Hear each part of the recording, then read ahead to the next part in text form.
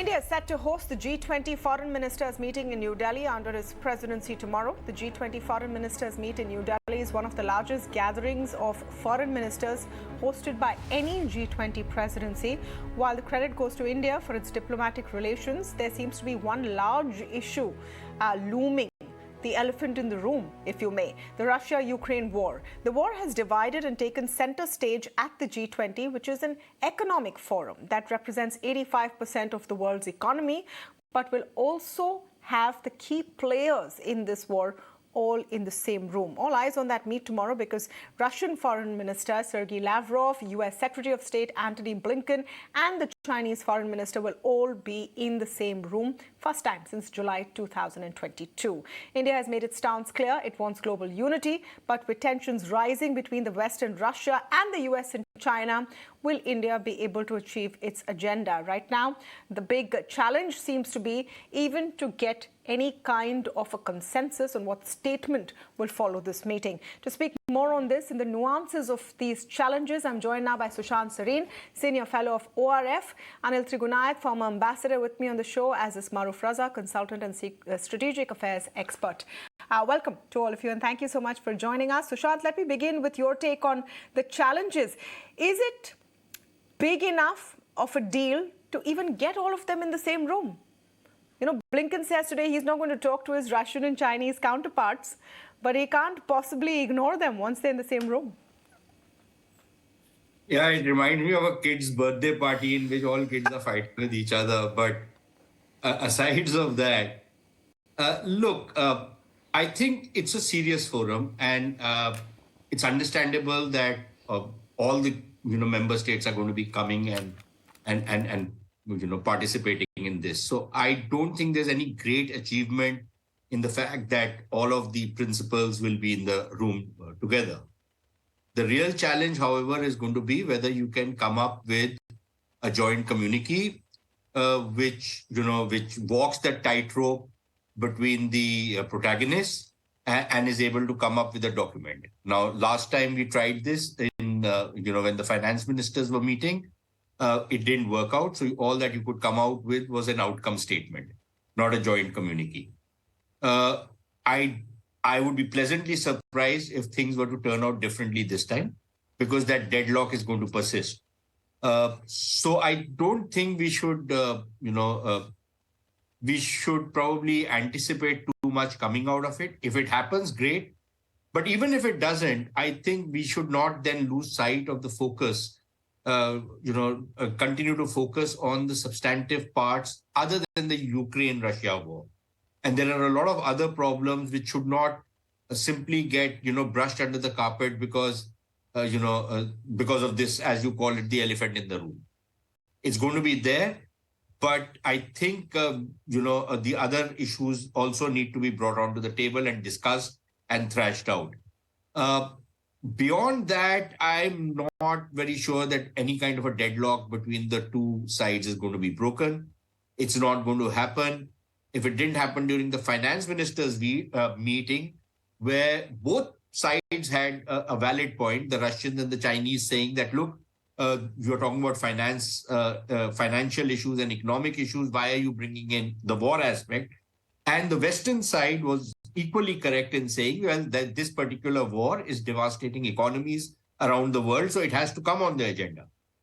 But this is a foreign ministers' meet, so I would imagine that the standoff is going to be even more stark this time than what it was in the finance ministers' meeting. So like I said, I'd be pleasantly surprised if any breakthrough was made in this particular meeting. So a breakthrough seems unlikely. Sushant Sareen made the point that we should not let this dominate everything. The G20 is a bigger platform. It's an economic platform. Ambassador Trigunayak, do you see any chance of that happening? If everyone started talking about the war, even in the finance track and even in the finance ministers meet, it's definitely going to sort of color every other conversation. In a sense, sides have been picked, isn't it? Well, over the years, as you know, that the geoeconomics has blended well with the geopolitics. It's not this time alone. It has been happening for quite some time. When we know the G7 threw out Russia out of the G8, and but my fear is, and I quite agree with Sushant, that it'll be very difficult to iron out some kind of an acceptable communique when we have the G7 versus G2 kind of a thing prevailing in the boardroom that they will be talking about. But at the same time, there are very many key issues actually, the food security, energy security, HADR, and the world has been suffering recently. We have seen how it happened in Turkey and Syria, and the counterterrorism, narcotics, inclusive, resilient growth. We're talking about the laggard SDGs nobody's caring about, climate change. So many important issues are there that's going to be discussed here. And in any way, the foreign ministers meeting actually is the precursor to the summit, how it's going to happen and how it's going to play out. Because whatever the outcomes here, all kinds of challenges, all kinds of discussions on international and global issues are held, which are impacting on. And today, the biggest impact after the pandemic is that of the Russia-Ukraine war, and I think that is going to be discussed.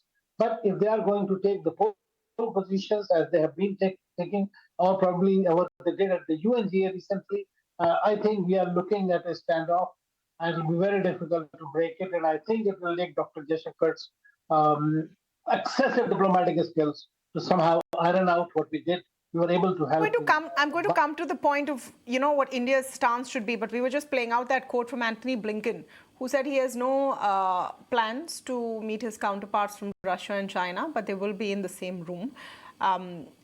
What will that really mean for these set of meetings? And as Ambassador Trigunath pointed out, this is supposed to be the run-up to the summit. How is that supposed to happen? Maruf, Raza, I want you to come in on this and India's role.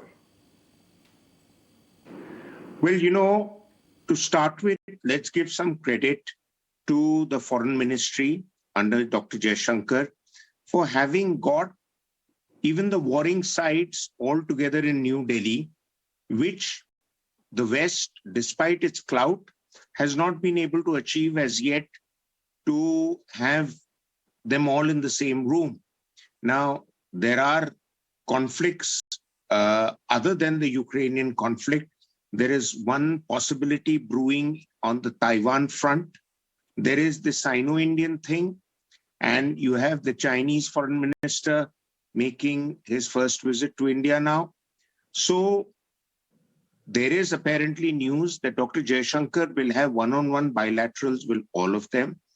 I think it will be terribly childish for the foreign ministers to come halfway across the world to India and not at least engage with each other. You want to talk, the West says they want talks and they want a peace arrangement. How do you do a peace arrangement in a full-blown conflict like this? Over a telephone call? Are they not familiar with the nuances of diplomacy, both upfront and back-channel diplomacy? All that has to be exercised if the West and Russia really want peace over Ukraine. Mr. Putin has made it clear that he's willing to talk, but not about the annexed territories. Now, if you make high-sounding positions that you withdraw completely, then we'll talk, then forget it. It gives me the impression that the West wants the war to continue because there is money to be made by selling arms to Ukraine and the Europeans, by getting involved in the development process when Ukraine is completely destroyed, as they did in the Iraq conflict. So there is that dimension. But there is another dimension, and that is there are issues that concern the world beyond Ukraine. There is counterterrorism, sharing of information. There are issues related with education and development. All these issues need to be talked about. Fine. You don't want to, Mr. Blinken and Mr. Lavrov don't want to have a private dinner somewhere like the Smolensk Hotel in Moscow where they used to meet long ago when the Cold War was on. That's another issue. But you have to attempt to at least address the issues on the agenda. If you haven't, then why are you wasting your taxpayers' money by coming all the way here? And finally, the G20 has a lot more to itself than beyond the Russia-Ukraine conflict or US-China rivalry, etc., etc. The G20 also needs to address the issues concerning the Global South. The Global South, as was rightly brought out, is having pressures on itself because of the fallout of the conflict in terms of the pricing of oil, the pricing of grain, the shortage of basic products, post-pandemic, the Medicare. So there are issues. I mean, foreign ministers are meant But to it's address linked, all those isn't it? It's linked, isn't it? When you're talking about commodity prices, shortages, some of those are emanating because of the war. Like I said, it's the elephant in the room that you can't quite ignore and say, let's talk about everything else. The thing is that you have to talk about it without pointing fingers at each side. Because the problem is that the West is obsessed with this with us or against us position. Yeah.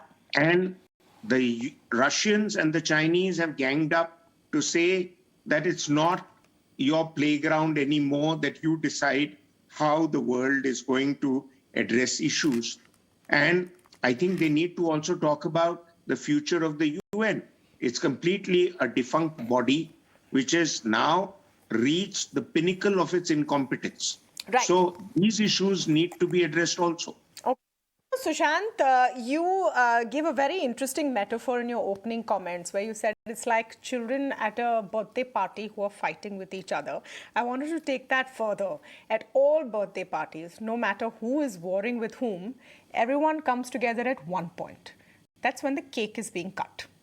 So just, to take that further, there is a lot of commonality among these countries. They need to recognize that.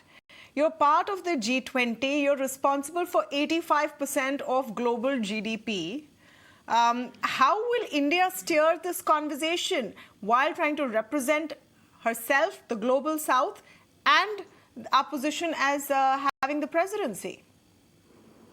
So, look, number one, since you're taking the cake analogy, now let me just take it a little forward. What happens if the kids at the party start plastering each other with the cake? Things can go out of sync, out there. But look, I think it'll be a test of diplomacy for India. If you can put this off, I was on another show where Ambassador Kajju said it will be nothing short of a miracle. And while you are right, and Maruf and Ambassador Trigunath are absolutely correct that, look, there are other things which need to be discussed, which need to be brought onto the table and need to be thrashed out. The fact of the matter is that many of these forums are very often used for plugging each other's national interests, which is what is going to happen this time also. That does not mean that all the countries are completely deaf to whatever else is being said, but I think they will push their positions as hard as they can, and they're pretty ruthless when they do this. Not just the West, but equally Russia and China. So India is in a sense caught in between, trying to play peacemaker, trying to negotiate a draft, a final communique. So it'll be a tough job for us. The second thing is, which I am not entirely sure, Maruf mentioned something about the global South and India representing the global South. I can understand India talking about the global South, bringing it on the table. But are we actually going to be representing the global South? I thought we were done with it. I thought we were done with this, poverty syndrome that we continue to suffer from, and defenders of all lost causes in the world. So maybe I agree that, you need to bring these issues onto the table. You need to discuss these issues. And to that extent, I'm all for it.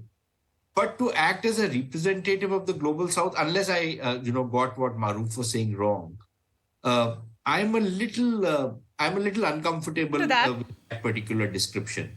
Having said that, look, another thing is that I think everybody wants peace in between Ukraine and Russia.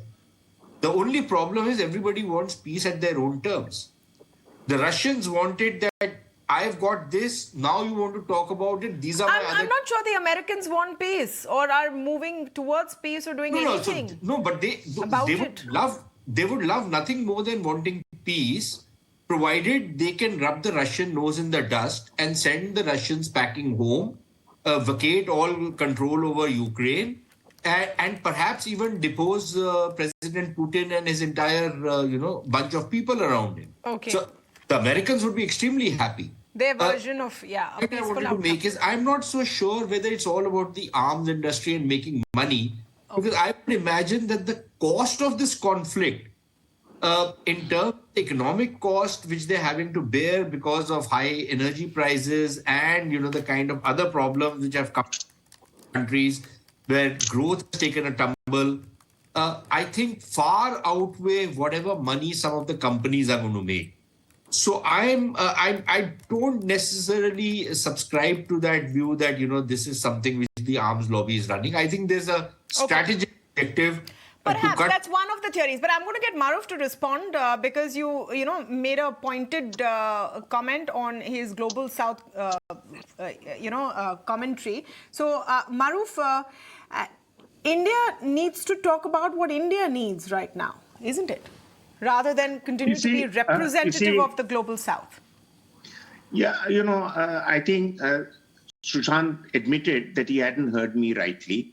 What I was saying is that this is an opportunity for India to, or all others, to address the concerns of the Global South. I am not for a moment saying that we are now the self-appointed champions of the Global South like we were with the NAM. But the fact of the matter is that since the powerful countries are meeting, this would be making news all over the world.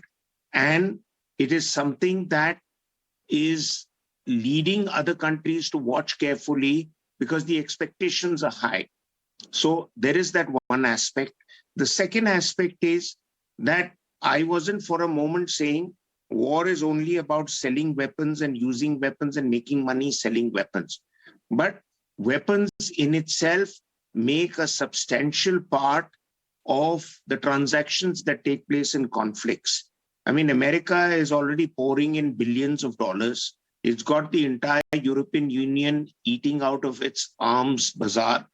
And also, if I may quote a book called The $1 Trillion War by Joseph Stiglitz, an important Nobel Prize winning economist from Harvard, who had said that the Gulf War was a $1 trillion war simply because we're not only counting the factor of conflict-related weapon sales, but we are talking about development costs. We're talking of the human costs. We're talking of the rebuilding of societies. That's all built into the cost. So wars are expensive business, but America, sad to say, has gone in for conflicts because under the pressure of the arms lobbies in America, what did they do in Afghanistan? The message was very clear. 10 years after being in Afghanistan, they were fighting the wrong enemy in the wrong battlefield. All right, let me extended it another 10 years. Right. And last point I wish to make is that you see the foreign ministers really hold the responsibility to come out with a communique which is going to set the path for the future. It's not just you're going through the drill of meeting the finance minister, foreign minister, etc., but what is your benchmark for what the world should look now that this conflict is really the defining moment in the post-Cold War world, that where we are headed from here. So I think it's important, and Mr. Jaishankar is engaging on a one-on-one with at least the big players, foreign ministers. And I think that's the point. India is being taken more and more seriously. Yes, we've shed the baggage of the past, but India must use this opportunity to punch above its weight. I want Ambassador Trigunayak's view on that. Can India punch above its weight? Since we are in a position right now where everyone talks to us, we have open corridors with both sides. Is that something that we can do more with in the context of this G20 presidency? Well, that's the expectation from India is today. In fact, we have talked about the Global South, but frankly, the Global South that has just been short-shifted does look up to some kind of a representation. And that was the reason that Prime Minister Modi had this meeting, the Voice of Global South. Their recommendations were taken on board. They have been floated around to all the delegations so that their concerns are directly addressed. If India is the host, there is a greater responsibility. And when you talk about Vasudhaiva Kutumbakam and all those kind of holy promises, obviously the rest of the world, which is disadvantaged, looks at you. And that gives you an added advantage to punch above your weight. Otherwise, frankly, if you were able to punch at your own weight, that should suffice. But at the moment, what we are looking at is the problem is, as I said, between G7 and the G2. And if you were to see the statement coming out of Japan, whose foreign minister is not coming, they said very clearly that Russia-Ukraine war is going to be discussed.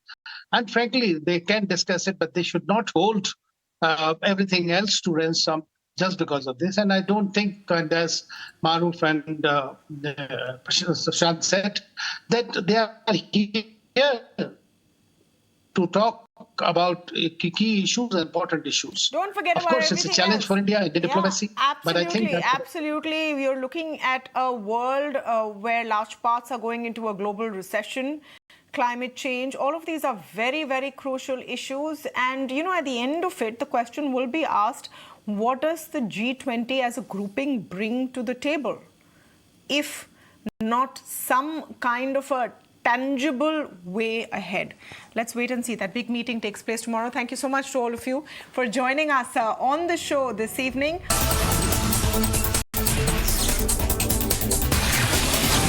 Uttar Pradesh is